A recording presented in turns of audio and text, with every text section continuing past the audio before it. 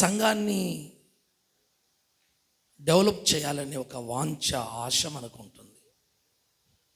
వ్యాపారం చేసేవారికి వారి వ్యాపారం డెవలప్ చేయాలని, ఒక కంపెనీ పెట్టిన వారు ఆ కంపెనీ డెవలప్ చేయాలని, లేక చదువుతున్న వారు వారి చదువుల్లో వారు వృద్ధి చెందాలని, అలానే సేవ చేస్తున్న సేవకులమైన మనము కూడా మన సేవలో మనము వృద్ధి చెందాలని, మరి ఈ సేవలో విస్తారమైన ప్రజలు మన సంఘానికి రావాలి, కనుచూపు మేరలో ప్రజలు కూర్చోవాలి, వేవేల మందికి నేను ఒక తండ్రిగా తల్లిగా ఉండాలి, వేలాది మంది ప్రజల్ని ప్రభు దగ్గరికి నడిపించాలి అన్న ఆలోచనతో మనము సేవను జరిగిస్తూ ఉంటాం. రాత్రి పగలు సేవకుని యొక్క తపనేంటి? ఆత్మలు సంపాదించాలి, మందిరము నిండాలి, మందిరములు ఖాళీ ఉండకూడదు, సరిహద్దులు విశాలపరచబడాలి, 2 ఆరాధనలు జరగాలి, 3 ఆరాధనలు జరగాలి, కొత్త ఆత్మల చేత సంఘం నింపబడాలి, మందిరం నింపబడాలి. ఈ ఆలోచనలన్నీ కూడా మంచివే. ఈ ఆలోచనలు నాకు ఉన్నాయి, మీకు ఉన్నాయి, మనందరికీ ఉన్నాయి. అయితే మందిరము నింపబడాలి, ప్రజలు రావాలి, విస్తారమైన ప్రజలను నేను నడిపించాలి అనే ఆలోచనతో పరిచర్య చేస్తున్న మనం ఆ పరిచర్య విధానాన్ని, లేక ఆ ప్రజలను సమకూర్చే విధానాన్ని మనం ఎలా చేయగలుగుతున్నాం? ఎలాగున ప్రజలని ప్రభు దగ్గరికి మనం నడిపించగలుగుతున్నాం? ఆశ ఉంది, విస్తారమైన ప్రజల్ని ప్రభు దగ్గరికి తీసుకురావాలి, నా మందిరం నిండిపోవాలి, నా పరిచర్యలో ఆత్మలు కొదవగా ఉండకూడదు, నేను వీలైతే సంవత్సరానికైనా 2 సంవత్సరాలకైనా మందిరం గోడలు పగలగొట్టి స్థలాలు కొని నా మందిరాన్ని విశాలపరచాలి.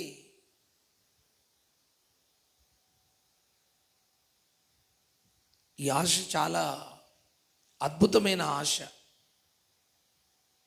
కానీ ప్రజలను ఆకర్షించడానికి ఈరోజు సేవకుడు చేస్తున్న ప్రయత్నాలు ఉన్నాయే, ఆ ప్రయత్నాలు మాత్రం చాలా పూర్గా, చాలా బలహీనంగా, ఇంకో మాటలు చెప్పాలంటే అసలు వాక్యానికి విరుద్ధంగా ఉండి, ఆ వాక్యానికి విరుద్ధమైన దశలో బలహీనమైన ఆలోచనతో ప్రజలను సమకూర్చుకోవాలనుకుంటున్నాడు సేవకుడు. కొందరేమో వేరే చర్చి ఆత్మల్ని దోచుకోవాలని, తన సంఘాన్ని నింపుకోవాలని కొందరు ఆలోచనలు ఇలా ఉన్నాయి. కొందరు ఆలోచనలు ఏమో సోషల్ మీడియాలో లేనిది పోనిది అంతా చూపించి ప్రజలను లాగాలని, కొందరు ఆలోచనలు బాగా పాటలు పాడి ఆకర్షించాలని, కొందరు ఆలోచనలు, కొందరు సేవకుల ఆలోచనలు వాక్చాతుర్యముతో ప్రజలను మభ్యపెట్టి ఆకర్షించాలని, కొందరేమో జోకులేసి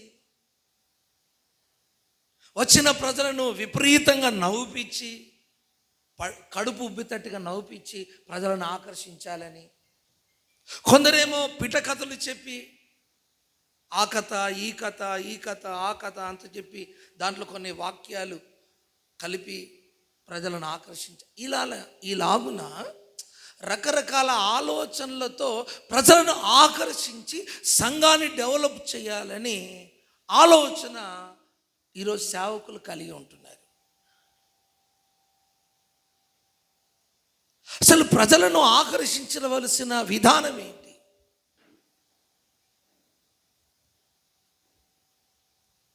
ఈ లోక సంబంధమైన కార్యాల ద్వారా, వినోదాల ద్వారా, మాటల ద్వారా, లేక సోషల్ మీడియాల ద్వారా, లేక చాలోక్తుల ద్వారా, జోకుల ద్వారా, లేక వేరే వేరే అద్భుతాల ద్వారా ఇలాగున ప్రజలను ఆకర్షించాలా? లేదా దేవుడు ఎలా ప్రజల్ని ఆకర్షించాలి అని దేవుడు ఎలా చెప్పాడో ఆ పద్ధతిలో ఆ వాక్యానుసారమైన క్రమములో ప్రజలను ఆకర్షించాలా అనేది ఒక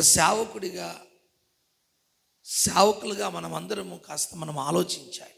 ఈరోజు నువ్వు ప్రజలను ఎలా ఆకర్షించాలనుకుంటున్నావు? ఆ సేవకుడు ఏదో స్క్రీన్ పెట్టాడు, ఆ సేవకుడు ఏదో బ్యాక్గ్రౌండ్ వేసాడు, ఆ సేవకుడు ఏదో అలంకరించేశాడు, దానికి సున్నం కొట్టేశాడు, ఇలా పాట పాడాడు, అలా పాట పాడాడు, ఇలా టచ్ అన్నారు, పడిపోయారు, ఈ మ్యాజిక్ చేశాడు, ఈ జిమ్మిక్కులు చేశాడు. దాని ద్వారా ఆయన సేవ అంతా చూస్తుండగానే పెరిగిపోయింది. మనం కూడా అలా చేయాలి. నిన్న మొన్న వచ్చిన వారు హైదరాబాద్లో 1000 మందిని సంపాదించిన జిమ్మికి సేవకులు లేరా? చెప్పరే. నిన్న మొన్న వచ్చిన వారు జిమ్మిక్కులు చేసి మాయలు చేసి, అర్థమైందండి, ప్రసవ వేదన లేదు, స్వార్థ ప్రకటించింది లేదు, కానీ జిమ్మిక్కులు చేసి మాయలు చేసి పాటలు పాడి ఏదో 4 మాటలు చేసి ప్రజలను ఆకర్షించే పద్ధతులు ఏవైతున్నాయో ఆ పద్ధతులు ఆకర్షించి ప్రజలను పోగు చేసిన వారు లేరా? ఈరోజు ఈ పట్టణంలో కోకొల్లలుగా ఉన్నాయి. నువ్వు ఎలా చేయాలనుకుంటున్నావు? నువ్వు ఎలాగున ప్రజల్ని ఆకర్షించాలనుకుంటున్నావు? జిమ్ముకులతో ఆకర్షించాలనుకుంటున్నావా? లేక జోకులతో ఆకర్షించాలనుకుంటున్నావా? లేక కల్పితమైన మాటలతో, లేక ఇంకా వేరే కార్యాలు చేసి వేరే ఆటలాడి స్టేజ్ మీద వేరే ఆటలు ఆడించి ప్రజలను పోగు చేయాలనుకుంటున్నావా? లేక దేవుడు ఏది చెప్పాడో ఆ ప్రకంగానే సేవ చేసి ప్రజలను ఆకర్షించాలనుకుంటున్నావా? నువ్వు ఆలోచించాలి. బైబిల్లో ఒక మాట, స్వయాన యేసు ప్రభుల వారు చెప్పిన మాట మీకు గుర్తు చేస్తాను. చూడండి, యోహాను సువార్త 6వ అధ్యాయం, యోహాను సువార్త 6వ అధ్యాయము 45వ వచనాన్ని గమనిద్దాం. 45వ వచనం, యోహాను సువార్త 6వ అధ్యాయం 45వ వచనం.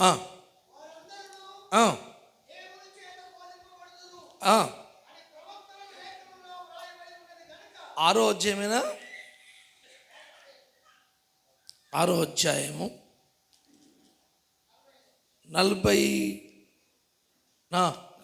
41వ వచనం నుంచి. కాబట్టి నేను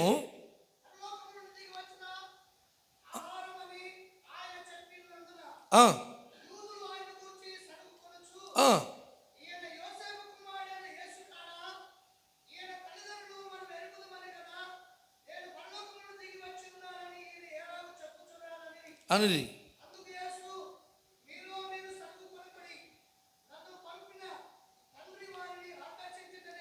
నన్ను పంపిన తండ్రి వానిని ఆకర్షిస్తేనే కానీ ఎవడును నా యుద్ధకు రాలేడు. ఆమెనందామా? నాతో కలిసి చెప్పండి. నన్ను పంపిన తండ్రి వానిని ఆకర్షిస్తేనే కానీ ఎవడును నా యుద్ధకు రాలేడు. ప్రజలను ఎలా ఆకర్షించాలి? ఏదో మాయ మాటలు చెప్పి, లేక మాయకు సంబంధించిన మాటలు మాట్లాడి జోకులు చేసి, లేక జిమ్మికులు చేసి ప్రజలను ఇలా అయితే మనం పట్టుకోగలము, ఇలా అయితే మనం నడిపించగలమని చెప్పి వీటిని చూపించి ప్రజలను ఆకర్షించడం వేరు. ఇప్పుడు ప్రభు అంటున్నాడు, నా తండ్రి ఆకర్షించింది ఎవడును నా యొద్దకు రాడు. మన ఆలోచనతో ఆకర్షించడం వేరు, దేవుడు ఆకర్షించడం వేరు. ఆమేన్. ఈరోజు నీ సంఘములో నీ పరిచర్యలో ఉన్నవారు నువ్వు ఆకర్షిస్తే వచ్చినవారా, దేవుడు ఆకర్షిస్తే వచ్చినవారా? నువ్వు ఆకర్షిస్తే వచ్చిన వారు 4 రోజులే ఉంటారు నీ మందిరంలో. ఎందుకంటే ఏదో ఒక రోజు నీ ఆకర్షణ తగ్గిపోతుంది. నీ ఆకర్షణ తగ్గిపోతుంది. నీ మాట ఆకర్షణే కావచ్చు, లేక నీ నీ ప్రసంగ ఆకర్షణే కావచ్చు, లేక నువ్వు చేస్తున్న ఈ లోక సంబంధమైన ఆకర్షణతో కూడిన కార్యాలే కావచ్చు. అవి 4 రోజులే ఉంటాయి. దాని ద్వారా నీ సేవ ఏమైపోతుంది? ఆ ఆకర్షణ 4 రోజులే ఉండి 4 రోజుల తర్వాత ఆకర్షణ తగ్గిపోగానే ప్రజలు వెళ్ళిపోతారు. అందుకే యేసుప్రభు ఏమంటున్నాడు? నా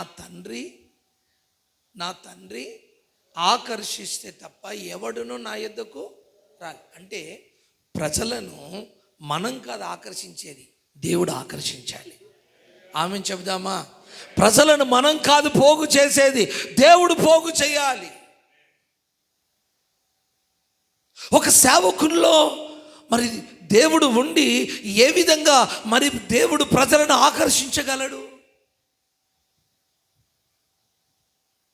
ఒక సేవకుడిగా నువ్వు ఎలా ప్రజలను ఆకర్షించగలవు? మేము ఇంచుమించుగా 2 ఎకరాల్లో మందిరం కట్టాం.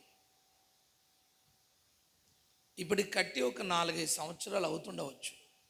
కట్టి గత కొద్ది దినాల్లో ఆ 2 ఎకరాల మందిరం నిండిపోతుంది.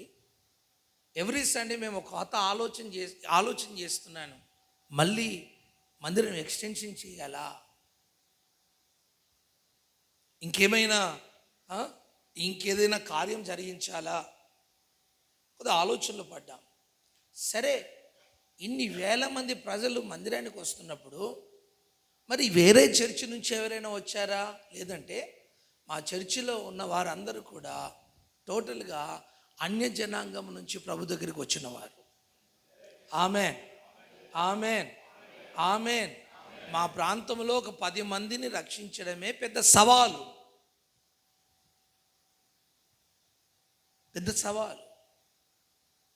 అది ఎకరాలు ఎలా నింపగలం? ఆ ప్రాంతంలో ఎలా నింపగలం? ఒక్కొక్కసారి మేము చేస్తున్న సేవ మాకే అర్థం కాకుండా ఉంది, మాకే ఆశ్చర్యకరంగా ఉంది. ఇది ఎలా సాధ్యము అన్నట్టుగా ఉంది. నేనేమో ఆదివారం నుంచి మళ్ళీ ఆదివారం వరకు బయట సభల్లో ఉంటాను. సంఘం ఎలా పెరుగుతుంది? సువార్త ప్రకటించలేదు, కరపత్రికలు పంచలేదు, గ్రామాలకు వెళ్ళలేదు. ఆ వెళ్ళిన దినాలు వెళ్ళిపోయాయి. వెళ్ళే సమయంలో వెళ్ళాం, విత్తే సమయంలో విత్తాం. ఇప్పుడు ఆ పని కాకుండా ఇంకా వేరే పని మీద తిరుగుతున్నారు. ఎలాగున్న ప్రజలు పోగవుతున్నారు, ఏ విధంగా ప్రజలు మందిరానికి రాగలుగుతున్నారు అని కాస్త మేము ఆలోచిస్తుంటే ఈ వాక్యం తట్టింది నాకు. తండ్రి ఆకర్షించింది, ఎవడును మన దగ్గరికి రాలేడు. ఆమె చెబుదామా? హల్లెలూయా, హల్లెలూయా. అంటే ప్రజలను ఎవరు ఆకర్షించాలి? దేవుడు ఆకర్షించాలి. నీ మాటలతో, నీ చాలోక్తులతో, నీ జోకులతో, లేకపోతే నీ ఆకర్షణతో, నీ మిమిక్రీతో, లేక నీ సోషల్ మీడియాతో ఏవేవో జిమ్మికులు చేసి నువ్వు ప్రజలను ఆకర్షించడము ద్వారా ఒకవేళ నీ సేవ పెరుగుతుండవచ్చు, కానీ ఆ ఆకర్షణ 4 రోజుల మట్టికే ఉంటుంది. తర్వాత నీ సేవ నీ కళ్ళ ముందే క్లోజ్ అయిపోతుంది.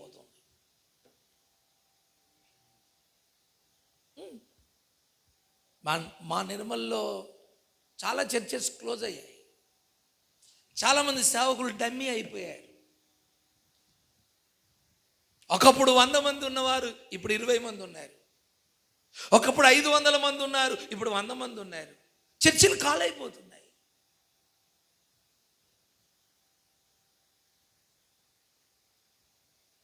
కనుక ఎప్పుడూ కూడా నీ సొంత ప్రయత్నముతో, నీ సొంత ఆలోచనతో, నీ సొంత ఉద్దేశాలతో ఈ విధంగా ఈ సోషల్ మీడియా ద్వారా డెవలప్ చేయాలి, ఈ యూట్యూబ్ ద్వారా సేవ డెవలప్మెంట్కి యూట్యూబ్ లేనప్పుడు సేవ డెవలప్ అయిందా కాలేదా? నీ మనసు ఎందుకు యూట్యూబ్ వైపు వెళ్ళింది? నీ మనసు ఎందుకు ఫేస్బుక్ వైపు వెళ్ళింది? ఫేస్బుక్ సేవ డెవలప్ చేస్తుందా? యూట్యూబ్ సేవ డెవలప్ చేస్తుందా? సోషల్ మీడియా సేవ డెవలప్ చేస్తుందా? మరి ఈ సోషల్ మీడియా లేనప్పుడు, ఈ యూట్యూబ్ లేనప్పుడు సేవ ఎలా డెవలప్ అయింది? ఓకే, యూట్యూబ్ వచ్చింది, సోషల్ మీడియా వచ్చింది, జోకులు వచ్చాయి, సరస్వక్తులు వచ్చాయి, జిమ్మికులతో కొన్న మ్యాజిక్లతో కొన్న సేవ వచ్చింది. మరి సేవ ఎంతగా డెవలప్ అవుతుంది? ఏది లేదు. అది 4 రోజుల ఆటగా మిగిలిపోతుంది. నేను అంటాను, ఈ లోక సంబంధమైన కార్యాల ద్వారా మనం సేవను డెవలప్ చేయాలని అనుకోవడం అది మన భ్రమ. ఆ ఆలోచనలన్నీ పక్కన పెట్టి ప్రభువు చెప్పినట్టుగా, నా తండ్రి ఆకర్షిస్తే తప్ప ఎవడును నా యొద్దకు రాలేడు. దేవునికి మహిమ కలుగును గాక. మరి తండ్రి ఆకర్షిస్తే తప్ప ఎవడు నా యొద్దకు రాలేను ప్రభువు చెప్పినప్పుడు, ఒక సేవకుడిగా నువ్వు ప్రజలను ఆకర్షించాలంటే నువ్వేమై ఉండాలి? నువ్వేమై ఉండాలి? నువ్వేమై ఉండాలి? నీకు సూటు బూటు ఉండవలసిన అవసరం లేదు. సూటు బూటు లేకపోయినా యోహాను దగ్గరికి రాలేదా? అరణ్యములోకి రాలేదా? చెప్పరే, వచ్చారా? రాలేదా? మరి నీ సూట్ ఉన్న ఎవరు రారే నీ దగ్గరికి? సెంట్ ఉన్న ఎవరు రాడే నీ దగ్గరికి? ఆయనకు సూటు లేదు, బూటు లేదు. అర్థమైందండి? ఒంటె రోమ వస్త్రములు ధరించుకున్నాడు. అర్థమైందండి? గడ్డమంతా పెరిగిపోయింది. ఎప్పుడు సేవింగ్ చేశాడో తెలియదు, ఎప్పుడు బ్రష్ చేశాడో తెలియదు. కానీ ప్రజలు మాత్రం తండోపతండాలుగా క్యూ కట్టి యోహాను ద్వారా బాప్తిసం తీసుకుంటున్నారు. ఆమేన్, హల్లెలూయా. ఎలా? యోహానులో ఏం చూసి వచ్చారు వారు? ఏం చూసి వచ్చారు? ఆయన దగ్గర ఇంగ్లీష్ చూసి వచ్చారా? ఆయన వర్షిప్ చూసి వచ్చారా? ఆయన యూట్యూబ్ చూసి వచ్చారా? ఆయన ఫేస్బుక్ చూసి వచ్చారా? ఆయన ఫేస్ ఎలా ఉందండి? ఆయన డ్రెస్ కోడ్ ఎలా ఉందండి? ఏమైనా ఆకర్షణ ఉందా? ఎంత మొరటుగా ఉన్నాడు, మోటుగా ఉన్నాడు. ఒక అరణ్యంలో పుట్టిన వ్యక్తి మాదిరిగా ఉన్నాడు యోహాను. అలాంటి వ్యక్తి దగ్గరికి తండోపతండాలుగా గ్రామాలు గ్రామాలు గ్రామాలు కదిలి కదిలి ఇదిగో లైన్లో నిలబడుతున్నారు బాప్తీసం తీసుకోవడానికి.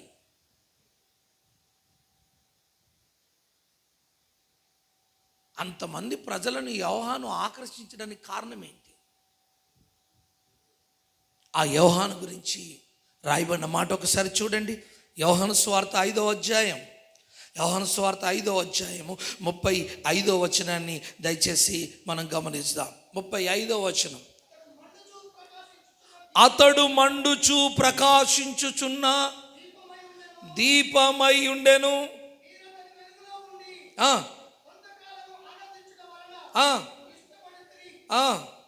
చాలు చాలు చాలు మాట. అందరూ నాతో కలిసి చెప్పండి. అతడు మండుచు ప్రకాశించుచున్న దీపమై ఉండెను. ఏమై ఉన్నాడండి? ఈ సేవకుడు ఏమై ఉన్నాడు? దీపమై ఉన్నాడు, వెలుగై ఉన్నాడు. మీరు అతని వెలుగులో కొంతకాలము ఆనందించుచుండిరి. ఈయన వెలుగై ఉన్నాడా, చీకటై ఉన్నాడా? ఈయన వెలుగై ఉన్నాడు కనుక, మండుచు ప్రకాశిస్తున్న దీపమై ఉన్నాడు కనుక, ఈ మంట దగ్గరికి, ఈ వెలుగు దగ్గరికి, ఈ దీపము దగ్గరికి తండోపతండాలుగా ప్రజలు కదిలి వచ్చారు. ఒక సేవకుడిగా నువ్వు ఒక మండుతున్న దీపమై ఉంటే,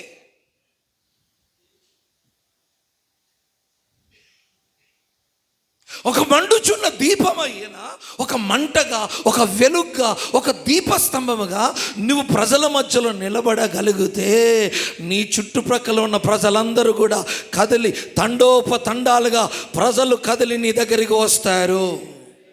ఆమేన్, హల్లెలూయా, హల్లెలూయా. ప్రజలను ఆకర్షించే విధానం ఇది. హలో, ప్రజల్ని ఆకర్షించే విధానం అది కాదు. ప్రజల్ని ఆకర్షించే విధానం మందిరాలు కాదు. అర్థమైందండి? ఏసీ మందిరాలు ఖాళీగా ఉంటున్నాయి. ప్రజల్ని ఆకర్షించే విధానం జోకులు కాదు. ప్రజల్ని ఆకర్షించే విధానం, అర్థమైందండి, ఆ ఫ్యామిలీ గురించి ఈ ఫ్యామిలీ గురించి చెప్పడం కాదు, రాజకీయాల గురించి మాట్లాడడం కాదు. ప్రజలను ఆకర్షించడం. వస్త్రధారణ శూన్యం, గడ్డం పెరిగిపోయింది. సోప్తో ఎప్పుడు ముఖం కడుక్కున్నాడు, ఎప్పుడు బ్రష్ చేసుకున్నాడు? అతను చూస్తే చాలా మొరటిగా ఉన్నాడు. అరణ్యములో ఉన్నాడు. అరణ్యములో ఎక్కడో దారి లేని చోట ఏదో ఒక నది దగ్గర ఉన్నాడు. అక్కడ సరిగా దారి కూడా లేదు. కానీ ప్రజలు మాత్రం తండోపతండాలుగా జాతర వలె బండ్లు కట్టుకొని గాడిదల మీద, రథాల మీద, గుర్రాల మీద ప్రజలు తండోపతండాలుగా కదిలి వస్తున్నారు. హల్లెలూయా! కారణం ఏంటంటే అతడు మండుచు ప్రకాశించుచున్న ఒక సేవకుడిగా ఈ లోక సంబంధమైన జిమ్మికులు మానేసి, దాంతో నువ్వు సేవ ఎదుగుతుందనే ఆలోచన విడిచిపెట్టు. ఒకవేళ ఎదిగినా అది నిలబడదు అన్న సంగతిని గుర్తించు. మన పితరులు ఎలా చేశారో, మన ప్రభువులు వారు ఎలా చేశారో అలాగున నువ్వు చేయగలిగితే ఖచ్చితంగా నీ సేవ ఫలభరితంగా మారుతుంది. ఆమేన్. ఒక సేవకుడిగా ఒక మండుతూ ప్రకాశిస్తున్న దీపం వల్లే దేవుడు నిన్ను ఉంచునుగాక. చూడండి, కఠినమైన చీకటి, ఆ చీకట్లో ఒక దీపస్తంభం మీద ఒక వెలుగు. ఆ వెలుగు చూడండి, ఎక్కడో అరణ్యంలో తిరుగుతున్న ఆ యొక్క ఈగలు కానీ, పురుగులు కానీ, దోమలు కానీ అన్నీ కూడా ఈ వెలుగును చూసి ఈ వెలుగు వాడిని చూసి, ఏ దోమ, ఏ ఈగ, ఏ పురుగు, ఏ పక్షి మీరు నా దగ్గరికి వచ్చేయండి నేను పిలుస్తుందా? ఎవరిని పిలవదు. కానీ ఆ అరణ్యంలో ఉన్న ఆ ఈగలు కానీ, లేక ఆ దోమలు కానీ, పురుగులు కానీ ఆ వెలుగును చూసి ఆ వెలుగు దగ్గరికి వాటంతట అవే పరిగెత్తుకొని వస్తాయి. నేనంటాను, నీ సేవలో కూడా ఆ విధంగా నీ చుట్టుప్రక్కల ఉన్న ప్రజలందరూ కూడా పరిగెత్తుకొని వచ్చుదురుగాక. ఆమేన్. నీ మందిరం ఆత్మలతో నింపబడునుగాక. ఆత్మలు పట్టుటకు మందిరము సరిపోకపోతే యొబ్బేజు యొక్క గుడారము విశాలపరచబడినట్టు నీ మందిరము కూడా విశాలపరచబడునుగాక. ఇలా జరగాలంటే నువ్వు మండుతూ ప్రకాశిస్తున్న దీపమై ఉండాలి.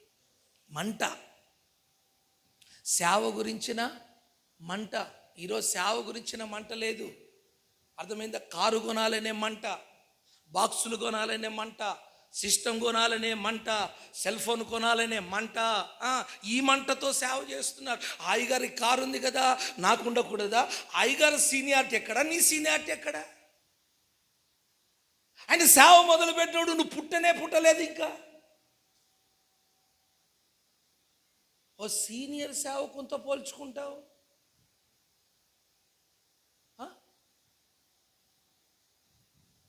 కష్టపడంగా పస్తులుండగా ప్రయాసపడుతుండగా దేవుడు సేవలో ఆ అనుభవాలు దాటి వచ్చిన తర్వాత ఈరోజు అయ్యగారికి ఒక కారు ఇచ్చాడు. ఆమేన్. నువ్వు నిన్నొచ్చావు మొన్నొచ్చావు. నీ మనసు ఆత్మల మీద ఉంచేది పోయి, అభివృద్ధి మీద ఉంచేది పోయి, దేని మీద ఉంచావు? అయ్యగారు కొన్న కారు మీద ఉంచావు.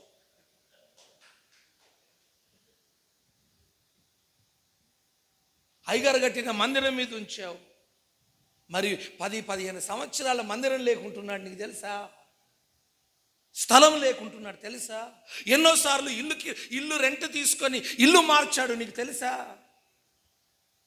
యవనస్తులైన సేవకులు బాగా నా మాటలు వినాలి.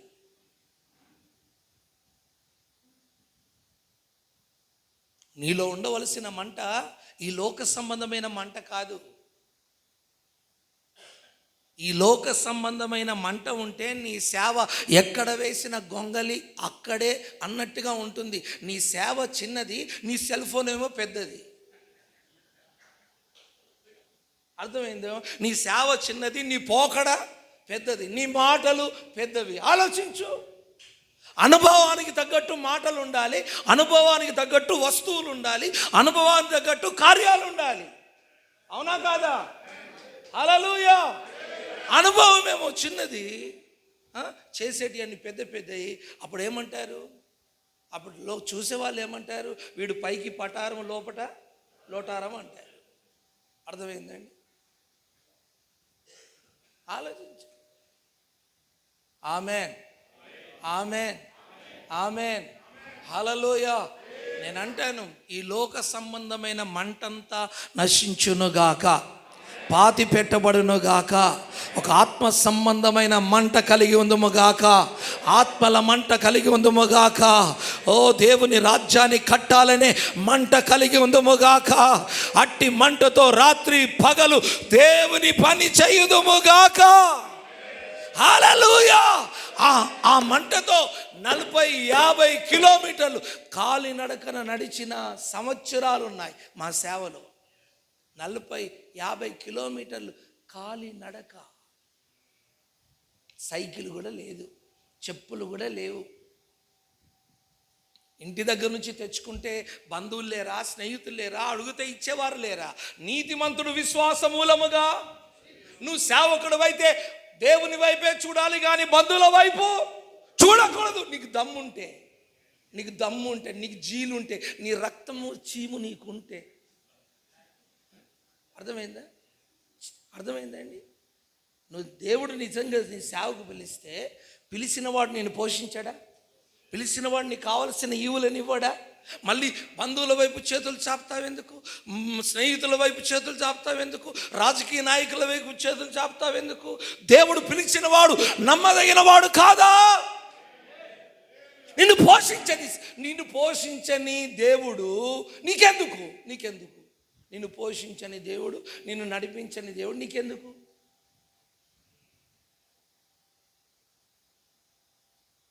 ఆయన నిన్ను పిలిచినవాడు నీకే జీతం ఇవ్వాలి, నీ అవసరతలు చూడాలి, నీ యోగక్షేమాలు చూడాలి, నీతో కలిసి నడవాలి, నీతో కలిసి ఆయన రాజ్యాన్ని స్థాపించాలి. ఆమేన్, ఆమేన్, హల్లెలూయా.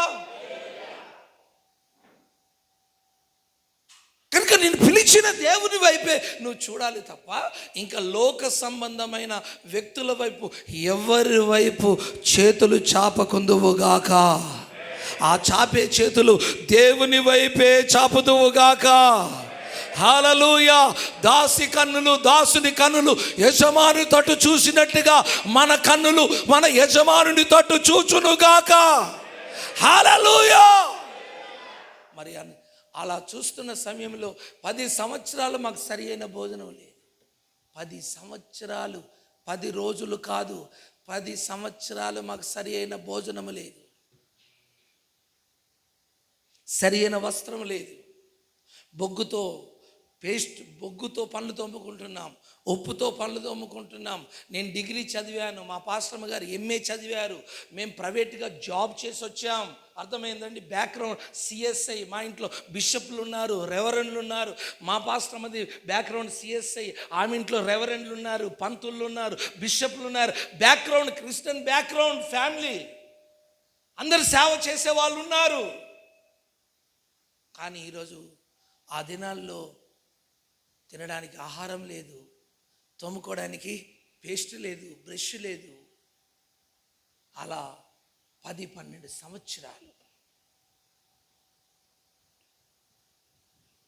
ఈరోజు ఆ ఎడారి ప్రాంతంలో అన్ని వేల మందిని మా చేతికి అప్పగించాడంటే వట్టిగానే జోకులేసి సంపాదించామనుకుంటున్నారా? నేను వాక్యం చెప్తే 2 ముక్కలు కొట్టినట్టుగా ఉంటుంది. వాక్యం కొడితే 2 ముక్కలు కావాలి. ఆ వాక్యం ఇన్నోడే వస్తాడండి చర్చికి? చెప్పరే. మరి మందిరం ఎకరాలు నిండిపోతున్నాయి, స్థలాలు ఎకరాలు నిండుతున్నాయి. ఆమెను చెబుదామా? నేనేదో నా పేరు కోసము, నా ఘనత కోసము, శాలువాల కోసం చెప్పడం లేదు. శాలువాలు కప్పి అందరినీ పైకి పంపించి సేవకు వచ్చాను నేను. అర్థమైందండి? మీ ఘనతల కోసం చెప్పడం లేదు, అవి అస్సలు ఇష్టపడను. అర్థమైందా? దానికి నేను చాలా దూరంగా ఉంటాను. మేము ఏమి తాకామో, ఏది విన్నామో, ఏది మా ద్వారా జరిగాయో, మేమేమి అనుభవించామో దానినే మీకు ప్రకటిస్తున్నాం. కృప కలుగునుగాక. కనుక లోక సంబంధమైన భౌతిక సంబంధమైన మంట కాకుండా ఆత్మ సంబంధమైన మంట కలిగి యోహాను వలె సేవ చేయుటకు దేవుడు మన కృపించునుగాక, కృపించునుగాక, కృపించునుగాక, కృపించునుగాక. ఆ శునిమీరాలంటే అది మన ఇంటికి వచ్చుచు పోవుచున్నవాడు, అతడు దైవజనుడని నేను గుర్తుపట్టాను. అతడు సాధారణమైన వ్యక్తి కాదు. అతని మాట విధానం వేరుంది, అతని చూపు విధానం వేరుంది, అతని నడక విధానం వేరుంది, అతని ప్రసంగ విధానం కూడా వేరుగా ఉంది. ఇతడు అందరిలాంటి సేవకుడు, ఇతడు జనరల్ బాడీ కాదు, సంథింగ్ స్పెషల్. ఇది ఎంతోమంది సేవకులను చూశాను, కానీ ఇతనిలో ఒక ప్రత్యేకత ఉంది. అందుకే అతన్ని ఇంటికి భోజనానికి ఆహ్వానించాను. నేను వచ్చినప్పటి నుంచి కూడా గమనిస్తున్నాను. ఆయన రూమ్ ఏంటో, ఆయన ప్రార్థన ఏంటో, ఆయన పాట ఏంటో, ఆయన సేవ ఏంటో తప్ప ఇంకా వేరే విషయాల జోక్యము నువ్వు అన్నిట్లో ఏలు పెడతావే.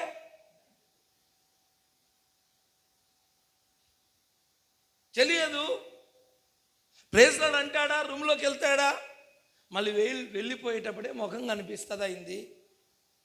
అయ్యా ఆయనకు గది కట్టిస్తామయ్యా, అయ్యా ఆ గదిలో ఒక దీపస్తంభము, ఒక మంచము, ఒక పీట ఏర్పాటు చేద్దామయ్యా.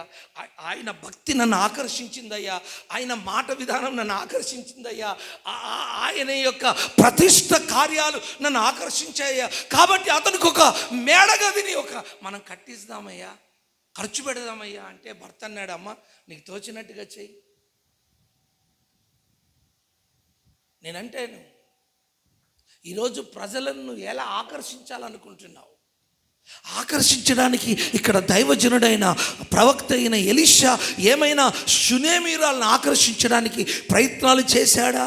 ఆమె డబ్బును ఆకర్షించడానికి, లేక ఆమె ఇంటిని ఆకర్షించడానికి, లేక ఆమె మెడలో ఉన్న బంగారం ఆకర్షించడానికి ఏమైనా ప్రయత్నాలు? మనం ఏం చేస్తున్నాము? విశ్వాసులకు ఏమైనా ఉంటే దీన్ని ఎలా లాగాలా? ఆమె పత్తులాలు వేసుకొని వచ్చింది అనుకో మెడలో, కన్ను దాని మీదనే పడతాం. ఈ లోకంలోకి మనం ఏం తీసుకొని రాలేదు, మనం మట్లో కలిసిపోతాం. కనుక మనం బంగారు వీధుల్లో రేపటి దినం తిరగబోతున్నాం. కనుక ఈ లోకంలో ఉన్నదంతా మట్టి. కనుక మీకు దేవుడు పరలోకముల ఆస్తి ఇచ్చేలాగున మీకున్నది దేవునికి ఇచ్చేసేయండి. కన్నెక్కడ పడింది?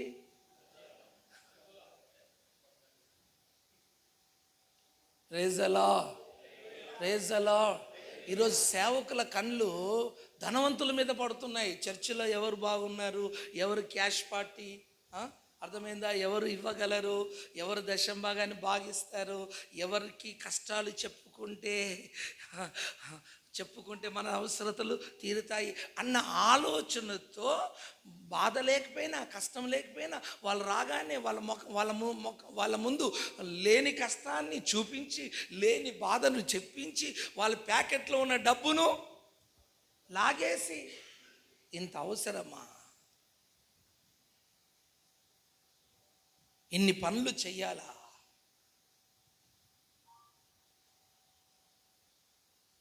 నువ్వు అలా చేసావనుకో, నీ కుటుంబము, నీ సేవ ఆశీర్వదించబడకపోగా ఆ సేవలో శాపం ఉంటుంది.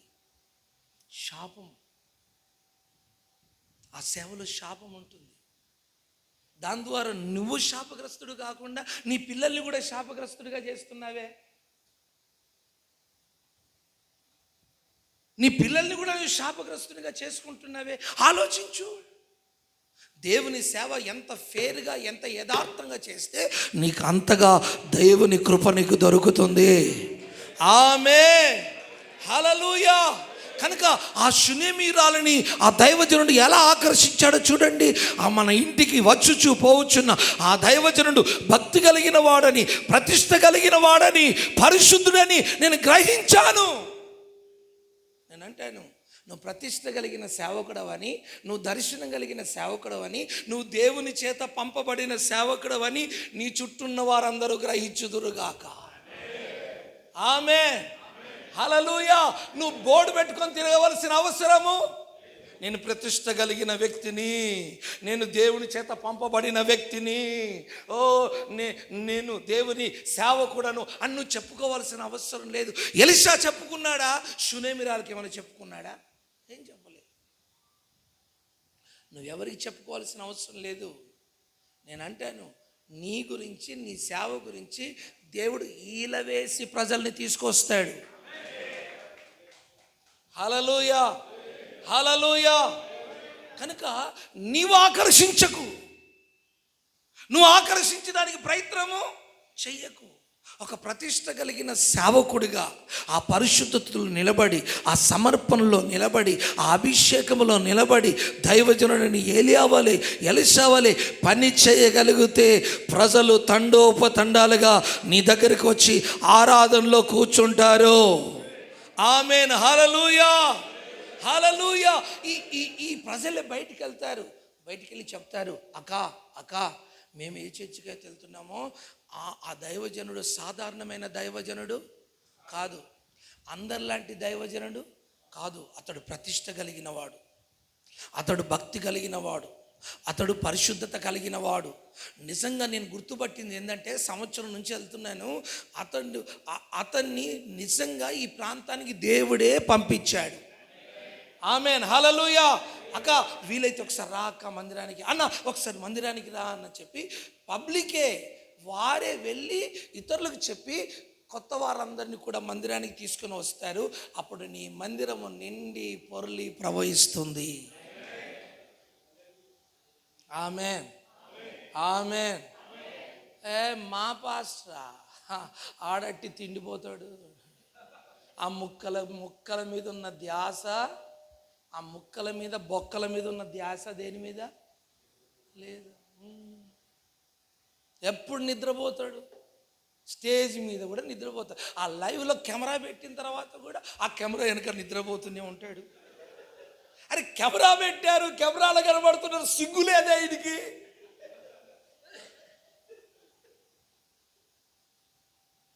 మీ గురించి కాదండి బాబాయ్, మీరు వేలుకున్నారు అంటే జరుగుతున్నాయి చెప్తున్నానండి. ఆమె పాట పాడుతున్నంతసేపు నిద్రపోతున్నాడు, సాక్ష్యాలు చెప్పినంతసేపు నిద్రపోతున్నాడు, ఆ వాక్యంలో కూడా నిద్రలోనే చెప్పేస్తున్నాడు. అక్క మరి అక్క మేరక్క మీ ఇంటికి వస్తున్నా, ఏంటి స్పెషల్ అక్క? ఈరోజు మీ ఇల్లు విజిటింగ్ అన్నా, దానియాలన్నా మీ ఇల్లు విజిటింగ్ అన్నా, రేపు ఏంటి స్పెషల్? ఏమన్నా ఉందా లేదా? ఎంత ఎంత వరస్ట్గా ఉందండి ఆ మాట. ఎంత నీ ఇంటికి వస్తున్నా, ఏంటి స్పెషల్? చెప్పి కూర అండిపించుకుంటావా? నేను అంటాను, నీ టేస్ట్ విశ్వాసులకు తెలవాలా? నీకు ఏ రుచి ఉందో తెలియాలి. నేను అంటాను, ఈ లోకంలో రుచి లేనివాడు ఎవడయ్యా అంటే సేవకుడే. ఆమేన్. ఎందుకంటే సేవకుడు చచ్చిపోయినోనికి రుచి ఎక్కడ ఉంటుందండి? సేవకుడు అంటే చనిపోయిన వాడు, చనిపోయిన వారికి రుచి ఎక్కడ ఉంటుంది? ఆలోచించు. నన్ను చాలామంది అడుగుతారు, పాస్టర్ గారు మీకు ఏ కూర అంటే ఇష్టము, ఏ చేయమంటారు అని. ప్రతిరోజు ఫోన్స్ వస్తాయి, ప్రతిరోజు. నేను ఒకటే అంటాను, నా భోజనం అంతా దానియేలు భోజనం, ఇంత పప్పు ఉంటే చాలు తినేస్తానంటాను. అయ్యా రొయ్యలు తినరా, పీతలు తినరా?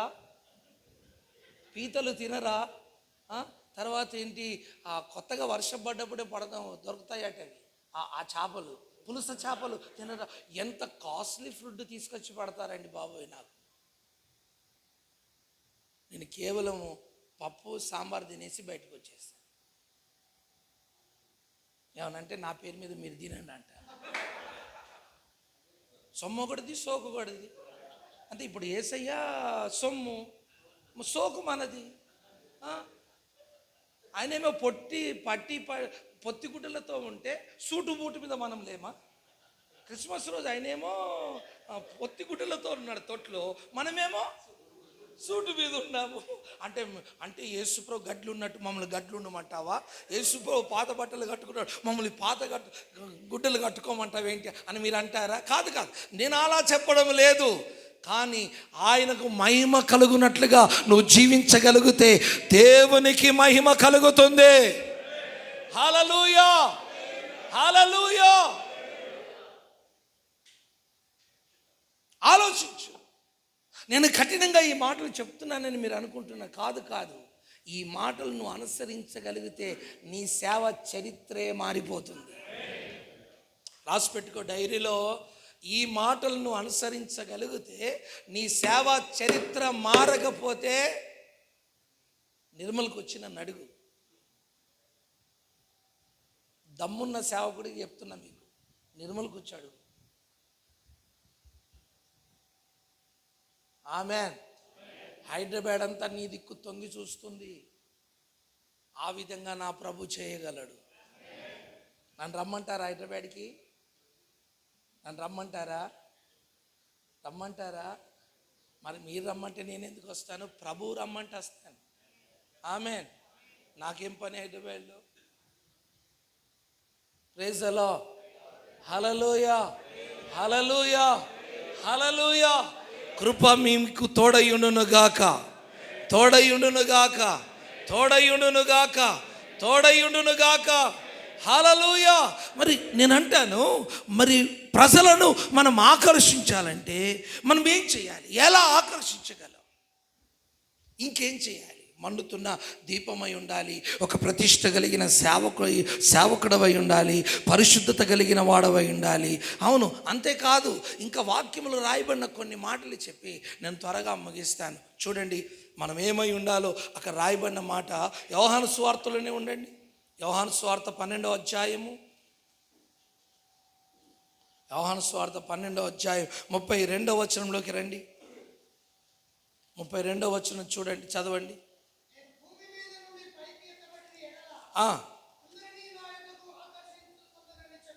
ఆమేన్. అందరం ఆమేన్ అందామా? 32వ వచనం నాతో కలిసి చెప్పండి. నేను భూమి మీద నుండి పైకెత్తబడిన ఎడల అందరినీ నా యొద్దకు ఆకర్షించుకొందునని చెప్పాను. ఆమేన్, ఆమేన్, ఆమేన్. రైట్. ఒక్క మాట గమనించండి. పాత నిబంధనలో ప్రత్యక్ష గుడారం అనే మందిరం ఉంది. ఆ మందిరంలో ఏ కర్ర వాడబడింది? కాస్త గట్టిగా, తుమ్మకర్ర. ఈ తుమ్మకర్ర మొదట ఎక్కడున్నది? అడవిలో ఉంది. అడవిలో ఉన్న తుమ్మకర్రను మందిరంలో మందసంగా చేయాలనుకుంటున్నాడు దేవుడు. హలో, అడవిలో ఉన్న తుమ్మకర్రను మందిరంలో ఒక మందసంగా దేవుడు చేయాలనుకుంటున్నాడు. ఒక అతి పరిశుద్ధ స్థలములో దాన్ని నిలబెట్టాలనుకుంటున్నాడు దేవుడు. ఆ అరణ్యములోనే ఉండి నేను ఇక్కడ ఉండే మందరసం అవుతాను అని పాట పాడింది అనుకో. ఆ తుమ్మ చెట్టు ఎక్కడుండి? అడవిలోనే ఉండి పాట పాడుతుంది. ఏమని? దేవుడు అంటున్నాడు, ఓ తుమ్మ చెట్టు, నిన్ను నా మందిరములో మందసముగా నేను మారుస్తాను, మందసంగా నేను నిన్ను వాడుకుంటాను. నీ మందసం ముందట ఉండి నేను ప్రజలకు వాక్యం చెప్తాను, మోషేతో మాట్లాడుతాను. కాబట్టి నీ ఒక మందసంగా మారాలి అని దేవుడు తుమ్మ చెట్టుతో చెప్పినప్పుడు తుమ్మ చెట్టు ఒక పాట కట్టిందనుకో. ఏ పాట? ప్రభా, నన్ను వాడుకుంటావా? నేను అడవిలోనే ఉంటాను, ఇక్కడనే ఉంటాను, ఇక్కడ నుంచే నేను సేవ చేస్తాను, ఇక్కడ నుంచే నేను పాటలు ప్రసంగాలు చేస్తాను అంటే సేవ జరుగుతుందా? జరగదు. దేవుడు ఆ తుమ్మకర్రను ఎక్కడ ఉంచాలనుకుంటున్నాడు? మందిరంలో ఉంచాడు. ఇప్పుడు మందిరంలోకి రావాలంటే ఆ తుమ్మ చెట్టు ఏం కావాలి? నరకబడాలి. అంటే భూమి నుంచి వేరు కావాలి. అదే అంటున్నాడు, నేను భూమి నుండి పైకెత్తబడిన ఎడల. ఆమేన్. అంటే భూ సంబంధమైన కార్యక్రమాల నుంచి సేవకుడిగా నువ్వు వేరు కావాలి.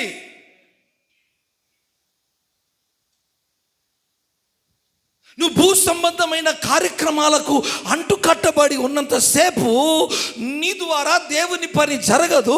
ప్రజలు ఆకర్షించబడరు.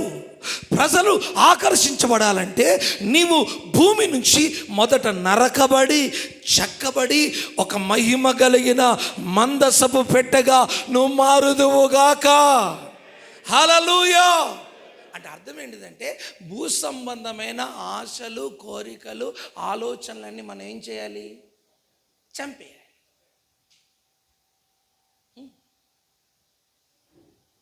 నువ్వు భూ సంబంధమైన ఆలోచనలు, కోరికలు, ఆశలు చంపకుండా నేను ఒక మందస్సంగా మారాలి, నేను ఒక బలిపీఠంగా మారాలి, నేను ఒక ధూపవేదికగా మారాలి, నేను ఒక రొట్టెల బల్లగా మారాలంటే ఇది జరిగే పని చెప్పరే.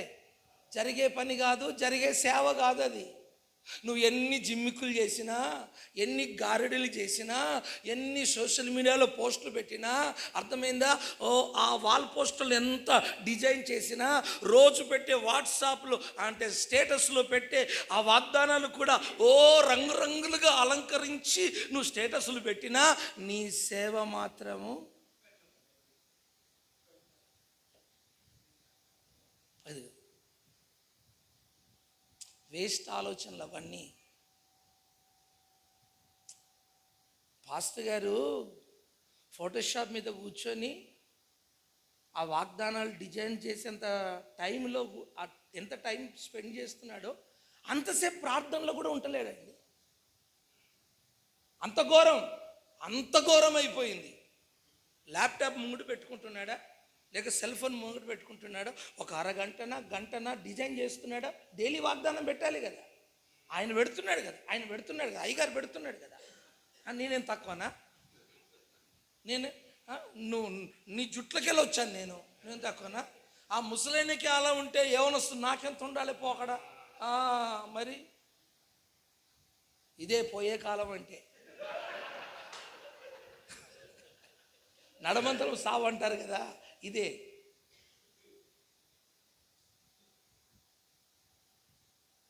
Praise the Lord. కూర్చొని ఆ డిజైన్ వర్క్ మీద కూర్చొని ఆ డిజైన్లు చేసుకుంటా గంటన్నర అయిపోతుందండి. సరే చేసావైంది. మరి ప్రార్థనలు ఎంతసేపు ఉన్నావు?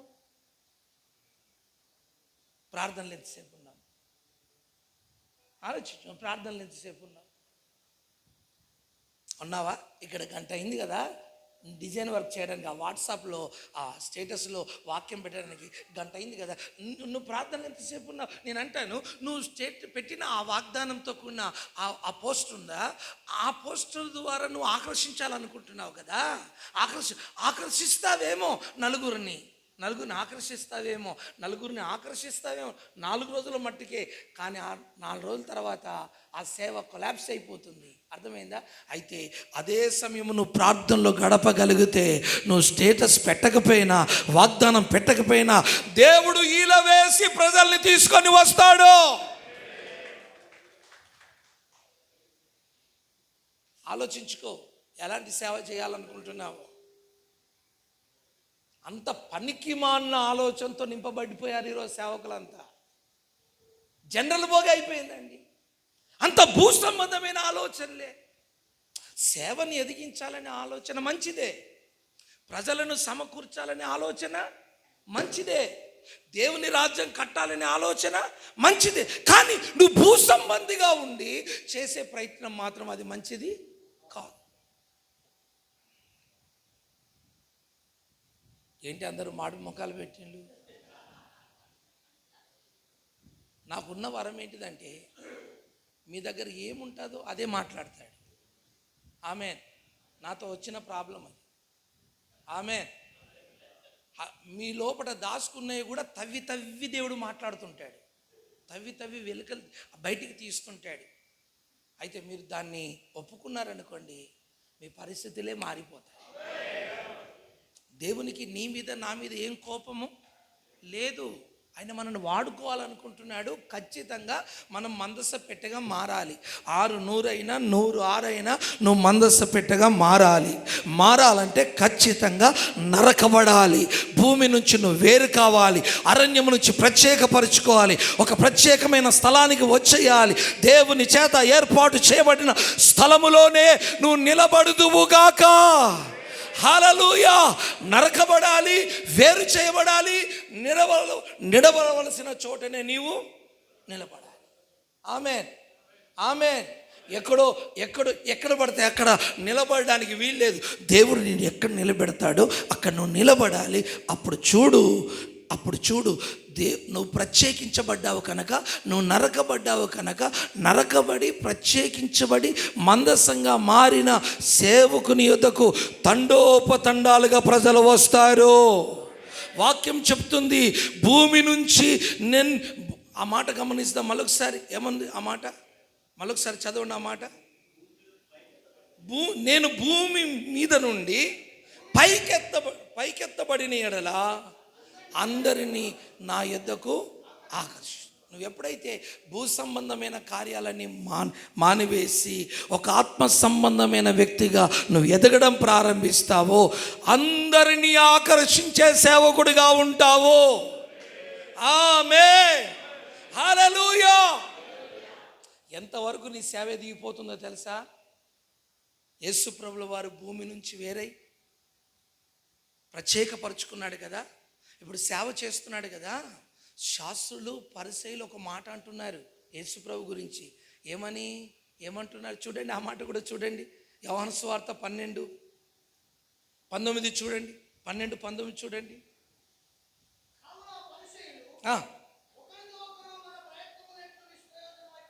ఆహా,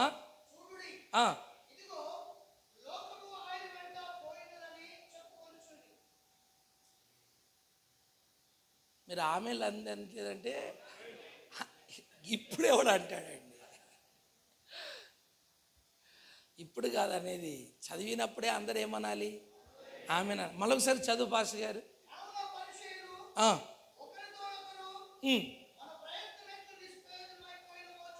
చూడుడి, లోకము ఆయన వెంట పోయరని అని చెప్పుకొనిరి. ఆమేన్. నేనంటే ఆ లోకం వెంట నువ్వెళ్ళకు, లోకమే నీ వెంట వచ్చునుగాక. లోకమే నీ వెంట వచ్చునుగాక. ప్రజలే నీ వెంట వచ్చుదురుగాక.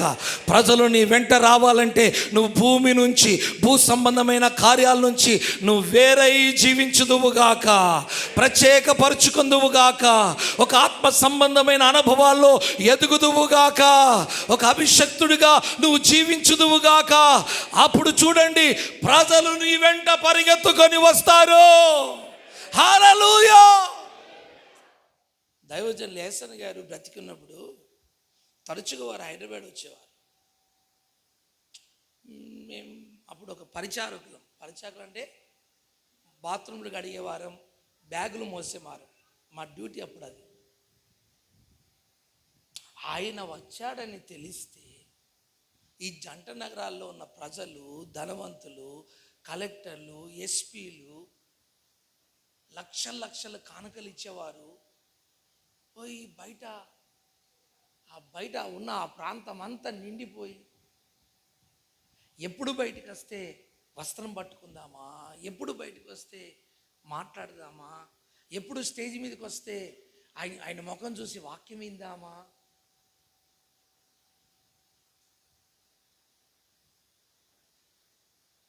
ఎవరు చూడకుండా నాకు మీటింగ్ టైం అవుతుందని వేరొక గేట్ నుంచి వెళ్ళి కారు ఎక్కుతున్న సంగతి ఎక్కడో ఉన్నవారు చూసి కారు వెంట పరిగెత్తుతే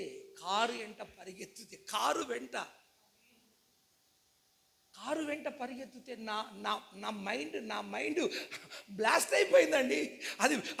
అది బాంబు పేలినట్టు పేలిపోయింది. వీళ్ళు మనుషులా?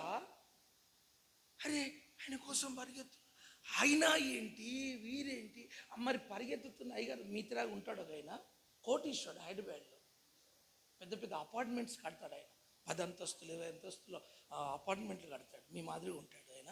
అర్థమైందా? అయినా ఆ దైవజనుని కలవాలని మరి లక్షల లక్షల దశంభాగాలు కానుకలు ఇస్తాడు ఆ వ్యక్తి. కలవడానికి, అతన్ని మాట్లాడడానికి కారెంట పరిగెత్తుతున్నాడండి బాబోయ్. ఈయన కోట్లు ఎక్కడ పోయాయి, ఈయన కార్లు ఏంటి, ఈయన బంగ్లాలు ఏంటి, ఆయన కంపెనీలో 500 మంది పనిచేస్తారు లేబర్స్. ఆయన స్టేటస్ ఏంటి? పిచ్చివాడై ఆ కుక్కలతో ఆ యొక్క ఆ తిని పడేసిన ఇస్తరాకుల దగ్గర కూర్చొని దయ్యం పట్టి అన్నం తిని రోళ్ళెమ్మడి రక్తం కక్కుతూ తిరిగిన ఒక వ్యక్తి వెంట ప్రజలు పరిగెత్తడం ఏంటి? నాకు ఈ మాట గుర్తొచ్చింది. లోకము ఆయన వెంట పోయే. ఆమేన్, ఆమేన్, ఆమేన్, ఆమేన్, ఆమేన్. కళ్ళారా చూసిన కన్నులు కళ్ళారా చూసిన దృశ్యాలు చెప్తున్నాయి. ఒక ప్రశ్నగా మారింది. సేవ అంటే ఇది. ఆమేన్, హల్లెలూయా. సేవ అంటే ఆమ్లెట్లు వేసుకుంటూ భార్య చుట్టూ భర్త, భర్త చుట్టూ భార్య, భూమి చుట్టూ చంద్రుడు, చంద్రుడి చుట్టూ భూమి, పాస్టమ్మ చుట్టూ అయ్యగారు, అయ్యగారు చుట్టూ పాస్టమ్మ. ఎక్కడ చూసినా ఎక్కడున్నావండి అని ఈమె అడుగుతుంది. అర్థమైందా? ఎక్కడుంటాడండి సేవకుడు సేవ చేయడానికి పోతాడు. ఎక్కడున్నావంటావేంటి? ఒకవేళ నా పక్కనే కూర్చున్నాడు, హైదరాబాద్లో మీటింగ్ జరుగుతుంది. వాళ్ళ భార్య అప్పటికి 20 సార్లు ఫోన్ చేసింది. ఫోన్ చేసి ఏంటి ఇన్ని మిస్ కాళ్ళు, ఇన్ని ఫోన్లు అంటే ఆమెకి నా మీద డౌట్ అయ్యా. ఎవరితో మాట్లాడినా డౌటు, ఎవరితో మాట్లాడినా డౌటు. అర్థమైందా? నేను ఎక్కడికో పోయినాను అనుకుంటుంది. అయ్యా కాస్త నీ పక్కన ఉన్నానని చెప్పయ్యా. నా ఫోన్ ఎత్తి, ఇదిగో నేను జయరాజు పాస్టర్ పక్కన ఉన్నాను, నిజం చెప్పు. ఆయన గొప్ప దైవజనుడు, ఆయన పక్కన కూర్చుని అర్హత ఉందా నీకో? ఒకసారి నిజమైతే అంటే, అమ్మ నేనేనమ్మా. ఉన్నాడా? నీ పక్కనే ఉన్నాడా? మరి మన పాస్టర్లు కూడా చేసే పనులు అట్లున్నాయి. ఏమైనా పరమగీతం పాడతాడు. ఉన్న గీతం సరిపోలేదు, అది ఇంకో గీతం పట్టుకుంటాడేంది? ఉన్నదే ఒక గీతం ఉంది కదా, ఒక గీతం ఉంది కదా, ఈ గీతాన్ని వదిలిపెట్టి ఇంకో గీతం పాడతావేంటి?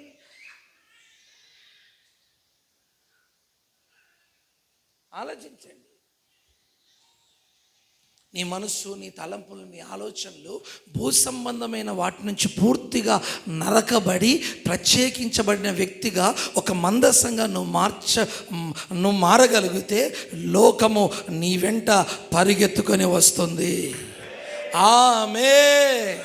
కృప కలుగునుగాక. 150 గ్రామాలు, 60 కిలోమీటర్ల రేడియస్లో ఎన్ని చర్చిలు, ఎన్ని మందిరాలు, ఎంతమంది సేవకులను దాటేస్తారండి మా దగ్గరికి. ఎంతమంది సేవకులు, ఎన్ని మందిరాలు దాటేస్తారండి. మేము కొత్తగా కట్టిన మందిరం అడవిలో ఉంటుంది. అక్కడ రావాలంటే, ఒక ఫ్యామిలీ రావాలంటే 1000 రూపాయల ఖర్చు పెట్టుకోవాలి, కానుక వేయాలి, దశంభాగాలు వేయాలి. ఎవరు వస్తారండి? మరి నేను వస్తేనేమో వాళ్ళ గ్యాస్ కొడుతున్నానా? కొడితే 2 ముక్కలు అవుతుంది. అయినా వస్తున్నారే.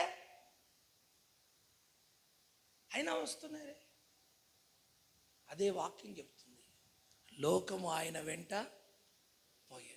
నువ్వు ఒక ఆత్మ సంబంధమైన మండుతున్న సేవకుడిగా, ఇదిగో భూ సంబంధమైన కార్యాల నుంచి నువ్వు వేరై భూ సంబంధమైన కార్యాలు విడిచిపెట్టు. లోక సంబంధమైన ఆ మాటలు విడిచిపెట్టు, లోక సంబంధమైన ఆ తలంపులు విడిచిపెట్టు.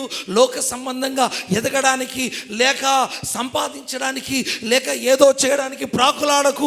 ఒక ఆత్మ సంబంధమైన వ్యక్తిగా ప్రతిరోజు నేను దేవుని చేత పిలువబడ్డాను, దేవుడు నన్ను పిలిచాడు, దేవుడు నాకు దర్శనమిచ్చాడు, నేను దేవుని పని చెయ్యాలి, దేవుని రాజ్యం కట్టాలి, నా దేవుని కోసం నేను ప్రాణార్పణగా పోయబడాలి అన్న ఆలోచనతో రాత్రి పగలు నువ్వు సేవలో నిమగ్నమైపోయి దేవుని పని చేయగలిగితే ప్రజలు నీ దగ్గరికి తండోపతండాలుగా కదిలి రారా. ఎవరు ఆపుతారు? ఎవరు ఆపుతారండి? ప్రజలు. చాలామంది పాస్టర్లు అంటారు, పరిగెత్తి పాలు తాగుట కంటే నిలబడి నీళ్ళు తాగండి. మీ ఇంటి పక్కనే చర్చ్ ఉంది, మీ ఊర్లోనే చర్చ్ ఉంది, దాటిపోతున్నారేంటి మీరు? దాటిపోతున్నారేంటి? నిసి చర్చికి, నిర్మల్ చర్చికి అంటే పరిగెత్తి పాలు తాగట కంటే నిలబడి నీళ్ళు తాగండి అని ప్రసంగాలు. ఎవరు? అర్థమైందా? వీళ్ళంటారు, మాకు పాలు తాగడే అలవాటు చేసిండు మా అయ్యగారు, నీళ్ళు ఎలా ఉంటాయో మాకు తెలియదు, మాకు తాగుడే అలవాటైంది కనుక మేము ఎంత దూరం అన్నా వెళ్ళి పాలే తాగుతాం, మేము నీళ్ళు తాగు. ఆమె హైదరాబాద్ నుంచి కూడా వస్తారండి ఫ్యామిలీస్.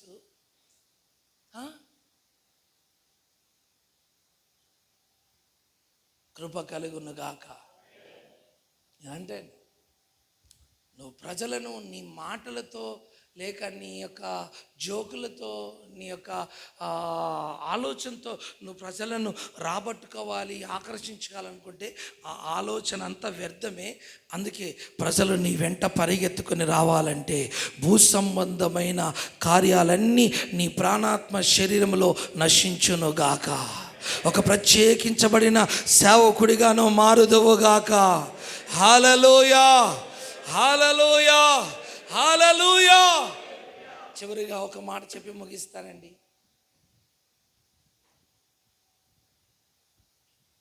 ప్రజలు తండోపతండాలుగా నీ దగ్గరికి పరిగెత్తుకొని రావాలంటే కొరింథీయులకు రాసిన పత్రికలో అపొస్తలుడైన పౌలు ఒక మాట అంటాడు. చూడండి, కొరింథీయులకు రాసిన 2వ పత్రిక 12వ అధ్యాయము 12వ వచనం. 2వ పత్రిక 12వ అధ్యాయము 12వ వచనం.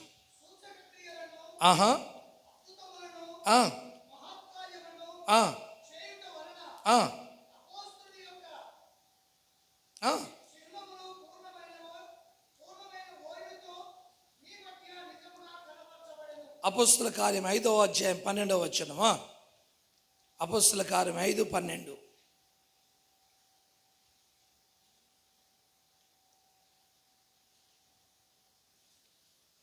5వ అధ్యాయము 15వ వచనం చూడండి. అందుచేత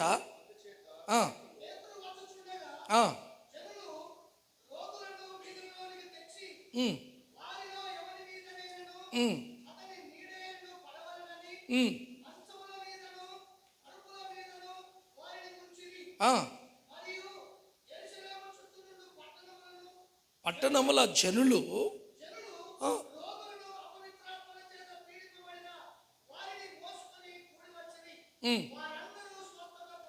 ఆమేన్, ఆమేన్. అప్పుడు గమనించండి, ఇక్కడ కొరింథీయులో అంటున్నాడు, సూచక్రియలు, అద్భుతములు, మహత్కార్యములు చేయుట వలన అపోస్తుల యొక్క చిహ్నములు, గుర్తులు మా యందు స్పష్టముగా కనపరచబడెను. ఆమేన్, ఆమేన్. అంటే ప్రజలు నీ దగ్గరికి పరిగెత్తుకొని రావాలంటే అపోస్తుల యొక్క గుర్తులు, చిహ్నములు, ఆ సూచనలు ఒక సేవకుడిగా నీ లోపల స్పష్టంగా ప్రజలు చూడాలి. ఆమేన్. అంటే నీ ద్వారా ఏం జరగాలి? అద్భుతాలు జరగాలి, సూచక్రియలు జరగాలి, మహత్కార్యాలు జరగాలి. ఇదిగో ఇలాంటి అద్భుతాలు, సూచక్రియలు పేతురు ద్వారా జరుగుతున్నాయని ప్రజలు విని ఇంటిలో పండుకున్న రోగులను కూడా తీసుకొని వచ్చి, దయ్యం పట్టిన వారు, కుష్ఠరోగులు, గుడ్డివారు, ఇదిగో రకరకాల వ్యాధులతో ఉన్నవారు, మంచం పట్టిన వారు అందరినీ ఇదిగో ప్రజలు ఏం చేశారు? అపోస్తుల దగ్గర తీసుకొని వచ్చారు. వారి నీడ పడితే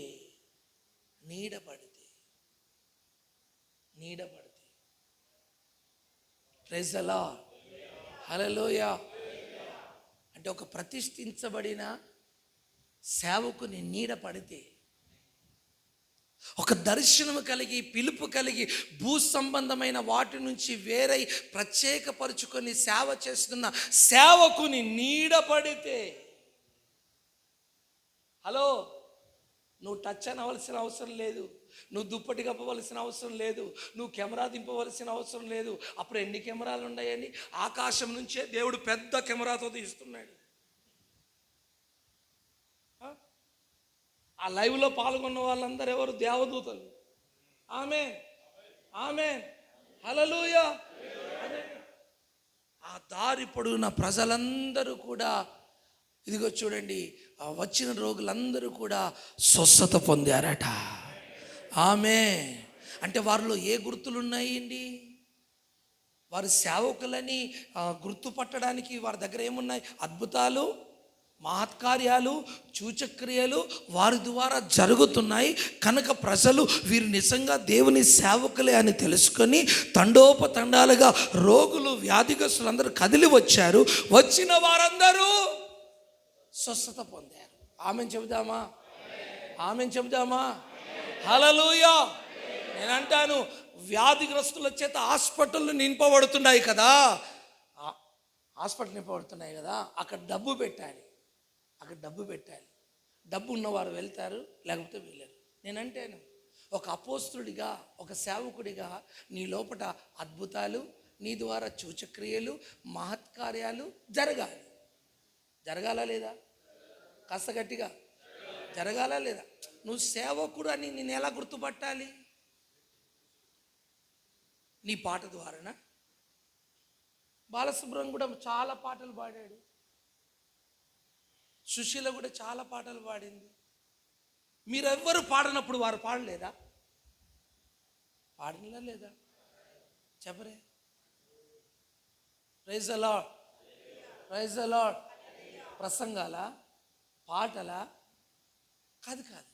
నువ్వు దైవజనుడు అని ఎలా గుర్తుపట్టొచ్చు అంటే నీ ద్వారా మహత్కార్యాలు జరగాలి.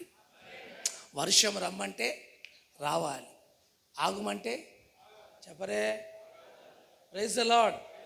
ఈ మనిషి ఉండాలంటే ఉండాలి. ప్రభు వీని టికెట్ కట్ చేయంటే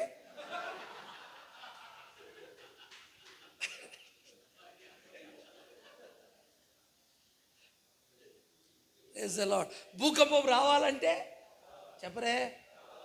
మోషే అన్నాడా లేదా? నేను దైవజనుడనని దేవుడు నన్ను పంపించాడని ఈ ప్రజలకు తెలియబడినట్టుగా భూమి నోరు తెరుచునుగాక. తెలిసిందా లేదా? చెప్పరే. అయ్యా నువ్వు అంత దూరం పోకయ్యా, మేము ఇంకా బాలశిక్షలో ఉన్నామయ్యా, అంబాడుతున్నామయ్యా. మరి నడిచేది ఎప్పుడో? మరి పరిగెత్తేది ఎప్పుడో? 10 సంవత్సరాలైనా పాట నువ్వేం పోవు, డౌట్ పడకు. ఆయన పైకి చూస్తున్నాడు అన్నాడు. జస్ట్ నువ్వు ముందున్నావు కాబట్టి అన్నాడు. దేవుడు నిన్ను దీవించడు గాక, నీ పరిచర్య దీవించడు గాక. Praise the lord. కృప కలుగును గాక. హల్లెలూయా. భూకంపం వచ్చేసింది. నాకు సేవలో 5 అడ్డగించారు, ఓపిక నశించిపోయింది. నేను అన్నాను, ప్రభా అయితే వాడని ఉండాలి, నేనన్ను ఉండాలి. అయితే వాడని ఉండాలి, నేనని ఉండాలి. సేవ చేయించుకుంటావా? నన్ను ఉంచుకో. వాడుకి సేవకు అడ్డం వస్తున్నాడు, టికెట్ కట్ చేయాలి. అస్సలు బెదిరించి సేవ జరగనీయకుండా చేసి ఎన్ని ప్రారంభ దినాల్లో నాకేమో అక్కడ ఎవ్వరు తెలియదు. బెదిరింపుల మీద బెదిరింపులు. ఇలా ఒక కొమ్మ ఇలా అదిలినా కానీ భయం అయిపోతుంది నాకు. అక్కడ ఒంటరి వాడిని. దేవుడేమో నిర్మల్లోనే సేవ చేయమన్నాడు. నేను చెయ్యను ప్రభా, ఎక్కడికైనా వెళ్ళిపోతాను ప్రభా, నీకు దండం పెడతా ప్రభా, నీ కాలు మొక్త పట్టుకు ప్రభా, వదిలిపెట్టు ప్రభా, నేను ఎక్కడికైనా వెళ్ళిపోతాను ప్రభా, నిర్మల వదిలిపెట్టి అంటే ప్రభు అన్నాడు, ఈ భూమి మీద అంటూ నీకు సేవ ఉంటే నిర్మలనే ఉందిరా. భూమి మీద నీకంటూ సేవ ఉంటే ఎక్కడుందట? నిర్మలనే ఉంది. ఇంకా నీకు ఎక్కడ సేవ లేదన్నాడు. ఇక మరి సచ్చినట్టు అక్కనే ఉండిపోయాడు. ప్రభుని అడిగాను, ప్రభా ఏంటంటే అప్పుడు 5 చూడండి, 5 దేవుడు అడ్డు తొలగించేశాడు. Praise the lord. ఇక నేను అన్నమాట అన్నట్టుగా జరుగుతుందని చెప్పేసి, ప్రభువా ఇప్పటి నుంచి ఎవరిని గురించి అట్లా ప్రార్థన చేయొద్దు నాయన. ఏంటంటే వీడు పొమ్మంటే పోతేనే ఉన్నాడు వీడు. ప్రభా అలా కాదు, నేను ఆశీర్వదించే సేవకుడిగా ఉండాలి కానీ శపించే సేవకుడిగా ఉండకూడదు అని ఆ రోజు నుంచి నా ఆలోచన విధానాన్ని మార్చుకున్నాను. మాట విధానాన్ని అంటే సేవకు నోట అంత పవర్ ఉంటుంది అన్న సంగతి అప్పుడు గుర్తించాను. నేను అంటాను, నీ చుట్టూ ఉన్నవారు, నీ కాలనీలో ఉన్నవారు, నీ ఊరిలో ఉన్నవారు, నీ సంఘస్థులు నువ్వు అపోస్తులవని, నీ ద్వారా అద్భుతాలు జరుగుతాయని, మహత్కార్యాలు జరుగుతాయని, సూచక్రియలు జరుగుతాయని, చనిపోయిన వారు లేపబడతారని, క్యాన్సర్ కరిగిపోతావని, గుడ్డివారు చూస్తారని, చెవిటివారు వింటారని, పక్షవారు బాగుపడతారని, అద్భుతాలు నీ ద్వారా జరుగుతాయని ప్రజలు గుర్తించుదురుగాక. హల్లెలూయా. అలాంటి ఒక పవర్ఫుల్ సేవకుడిగా నువ్వు ఎప్పుడైతే మారుతావో జంట నగరాలే నీ దిక్కు చూస్తాయే.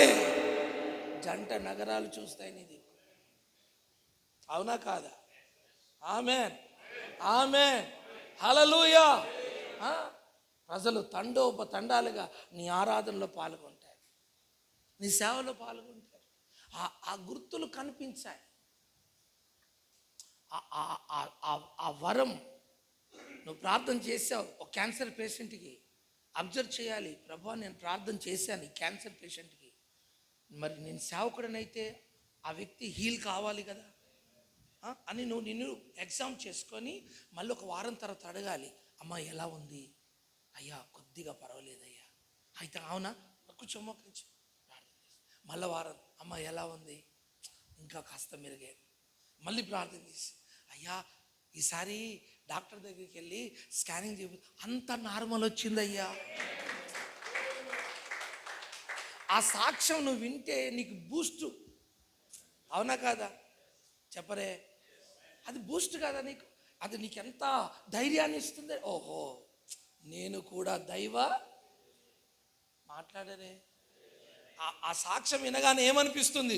నేను కూడా దైవ జనుడనే.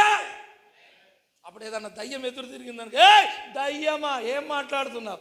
సైతానా, నేను ఎవరో తెలుసా? దేవుని సేవకుని అని చెప్పచ్చు. ఆమేన్, ఆమేన్, ఆమేన్, హల్లెలూయా.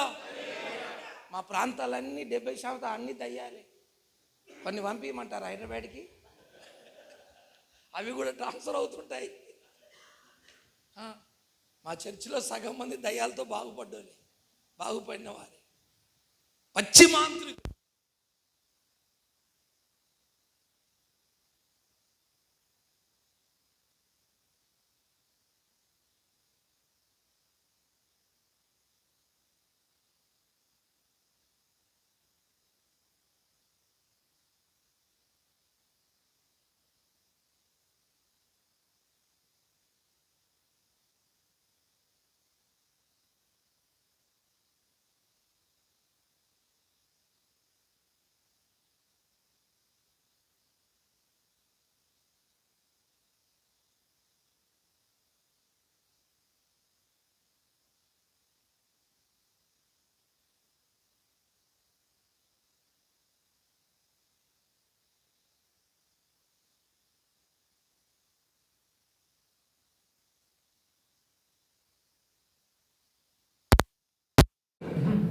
ఏంటండి నీ దగ్గర నేను ఆడలేకపోతున్నారా? నువ్వే నన్ను ఆడిస్తున్నావురా. ఆ సేవకున్నట్టు ఆడిచ్చాడు. ఇప్పుడు ఈ దయ్యాలంటాయి, ఇప్పుడు నువ్వు చెప్పినట్టు నేను ఆడవలసి వస్తుంది. ఏం చేయమంటావు చెప్పు? వదిలిపెట్టి వెళ్ళిపో. తప్పదంటావా? 10 సంవత్సరాల నుంచి అలా ఉండరా పాస్టర్ గారు? ఉండయినా కొన్ని రోజులు దండమని ఇలా మాట్లాడేటి అండి, ఇలా మాట్లాడేటి కొన్ని రోజులు ఉండండి.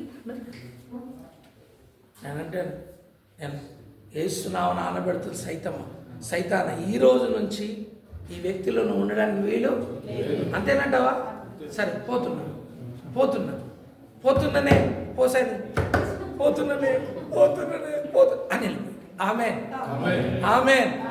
ఈ దృశ్యాలను ఎవరు చూసేవారు? చుట్టుపక్కల ఉన్న వాళ్ళందరూ చూసి ఇతడు నిజముగా దైవజనుడు. నేనంటాను, అలాంటి సాక్ష్యాలు విన్నప్పుడు, ప్రజలు వెళ్ళి బయట చెప్పినప్పుడు ప్రజలు పరిగెత్తుకొని వస్తారా? ఆమె అట్టి గుర్తులు నీ సేవలో కనిపించునుగాక. నీ పరిశుద్ధ జీవితం ఆకర్షణగా ఉండునుగాక. నీ ప్రసంగం ఆకర్షణగా ఉండునుగాక. నీ ప్రార్థన జీవితం ఆకర్షణగా ఉండునుగాక. నీ ప్రత్యేక జీవితము ఆకర్షణగా ఉండునుగాక. నీ మాటలు, నీ నడక, నీ యొక్క ప్రతిష్ట అనుభవాలన్నీ ప్రజలకు ఆకర్షణగా ఉండునుగాక. యేసు ప్రభు మాట్లాడుతుంటే ఇది ఎట్టి మాట, ఇది ఎట్టి మాట, ఇది ఎట్టి మాట అంటే ఆయన మాట్లాడే మాట కూడా ఆకర్షణగా ఉంది. మాట్లాడే మాట పాస్టర్స్ అస్తవ్యస్తంగా అడ్డదిడ్డంగా మాట్లాడద్దు. నేనంటే నువ్వు రౌడివేంటి, బెదిరించినట్టు మాట్లాడతావు? రా షేర్ తీసుకురారా, షేర్ తీసుకురారా. ఒక సేవకుడిగా నానా ఆ చైర్ తీసుకురా, ఆ చైర్ తీసుకురా నాన్న, ఆ మందిరముడు నాన్న, మర్యాదగా ఆ మాటలో మృదుత్వం, దయగలిగిన మాటగా, జాలితో ఉండే మాటగా ఆ యేసుప్రభు మాట విని ఇది ఎట్టి మాట, ఇది ఎట్టి దయగలిగిన మాట అని ఆ ప్రజలు ఆ మాటకు ఆకర్షితులైపోయారు. సైనికులు కూడా యేసుప్రభు యొక్క మాటలకు ఆకర్షితులైపోయి మళ్ళీ పంపించిన శాస్త్రులు పరిశీల దగ్గరకు వచ్చి ఆయన మాట్లాడుతుంటే ఆ మాటల్లో మేము మతం మరిచిపోయాము. ఆయన మాట దయ కలిగిన మాట, ప్రేమ కలిగిన మాట, ఆయన మాట్లాడినట్టుగా ఎవరు కూడా మాట్లాడలేదు అని సైనికులు కూడా సాక్ష్యం ఇచ్చారు. నీ మాట, నీ నడక, నీ పడక, నీ ప్రసంగం, నీ పాట, నీ ప్రతిష్ట అనుభవాలు, నీ సేవా కార్యాలన్నీ కూడా ఆకర్షణగా ఉండాలి. ఆమెన్ చెబుదామా? ఆమెన్ చెబుదామా?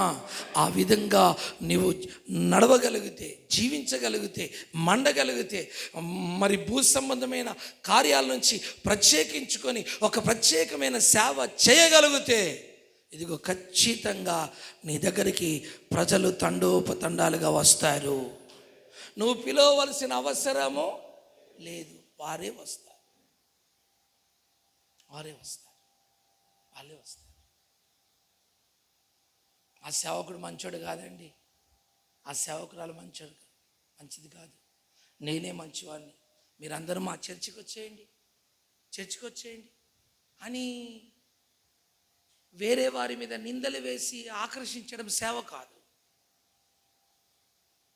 నువ్వు నీ జీవితమే, నీ మాటలే, నీ ప్రతిష్ట అనుభవాలే, నీ అభిషేకపు అనుభవాలే ప్రజలకు ఆకర్షణగా మారిపోయి నిజముగా ఇతడు దైవజనుడు, ఇతడు నిజంగా మనల్ని యేసయ్య దగ్గరికి నడిపిస్తాడు, ఇతని ద్వారా అద్భుతాలు జరుగుతాయి అని ప్రజలు గుర్తించి నీ దగ్గరికి వచ్చున్నట్లుగా నీ జీవితం అలా ప్రభావవంతముగా నా దేవుడు ఉంచునుగాక. ఆమేన్, ఆమేన్, హల్లెలూయా, ప్రైజ్ ది లార్డ్. నేను అంటాను, రైల్వే స్టేషన్కి వెళ్ళండి, ఆ ట్రైన్ చూడండి, దాంట్లో ఒక స్పెషల్ కంపార్ట్మెంట్ ఉంటుంది. అదేంటండి? ఫస్ట్ క్లాస్ ఏసీ కదా, అది స్పెషల్గా ఉంటుంది కదా. ఆ బోగీలన్నింటిలో, ఆ కంపార్ట్మెంట్లు అన్నీ ఉంటాయి కదా, అది చాలా స్పెషల్గా ఉంటుంది కదా. ఆ ట్రైన్ ఆగినప్పుడే కానీ, నడిచినప్పుడే కానీ దాని వైపు చూస్తే ఆ కంపార్ట్మెంట్ మాత్రమే, ఆ బోగి మాత్రమే ఎలా కనబడుతుంది? ప్రత్యేకంగా కనిపిస్తుంది. లోపల కూడా ఎలా ఉంటుంది? ప్రత్యేకంగా ఉంటుంది. నేను అంటాను, అందరి సేవకుల్లో నువ్వు ఒక ప్రత్యేకమైన సేవకుడిగా ఉండాలి. ఆమేన్. జనరల్ బాడీగా ఉండకూడదు, జనరల్ భోగిగా ఉండదు. జనరల్ భోగిలో అన్ని ఈగలే ఉంటాయి, అంత కంపు కొడుతూనే. జనరల్ సేవకులు ఉండవద్దు, నువ్వు ఒక ప్రత్యేకమైన సేవకుడిగా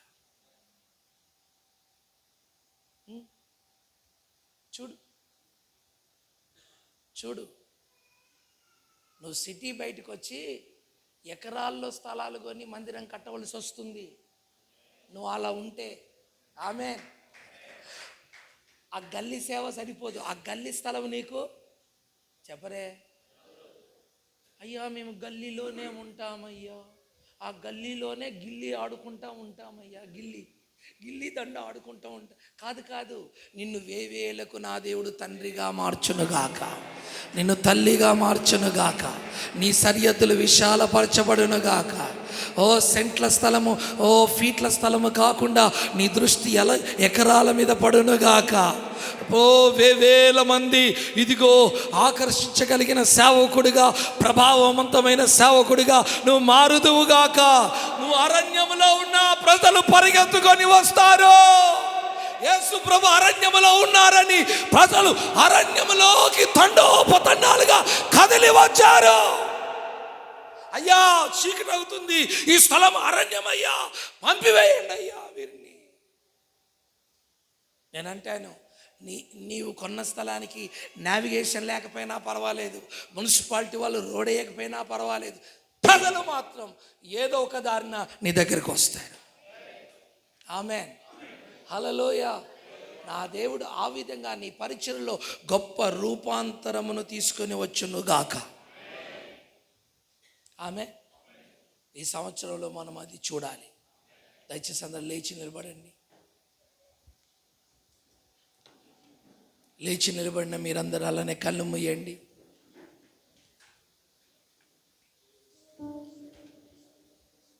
మన రెండు చేతులు ఆకాశం వైపెత్తి, మోషే చేతులెత్తి ప్రార్థన చేసినట్టుగా మన చేతులు పైకెత్తి ప్రార్థన చేసుకుందాం. ప్రభువా, నన్ను ఆకర్షిస్తేనే, నా తండ్రి ఆకర్షిస్తేనే తప్ప ఎవడునూ నా ఎదుగు రాడని చెప్పావు. నా తండ్రి, నా తండ్రి, నా తండ్రి, నా తండ్రి. నాయనా, ఆ మాటలతో, ఈ మాటలతో, ఆ చేష్టలతో, ఈ చేష్టలతో నేను ఆకర్షించడం ద్వారా సేవ ఎదగదయ్యా తండ్రి. నాయనా, నా సేవ ఎదగాలంటే నాయనా, అయ్యా నేను మండుచున్న దీపమై ఉండాలి నాయనా. ప్రభా, నా పరిచర్యలోకి ప్రజలు తండోపతండాలుగా కదిరి రావాలంటే నాయన, భూ సంబంధమైన అనుభవాలు నరకబడిన వాడై అపోస్తుల యొక్క చిహ్నములు నా యందు తేటగా కనబడునట్లుగా, నీడపడితే స్వస్థత, నీడబడితే స్వస్థత, నీడబడితే స్వస్థత, నీడబడితే స్వస్థత. అంతి ప్రభావము కలిగిన ఒక మహిమ కలిగిన సేవకుడిగా నేనుండునట్లుగా ప్రభువా నాకు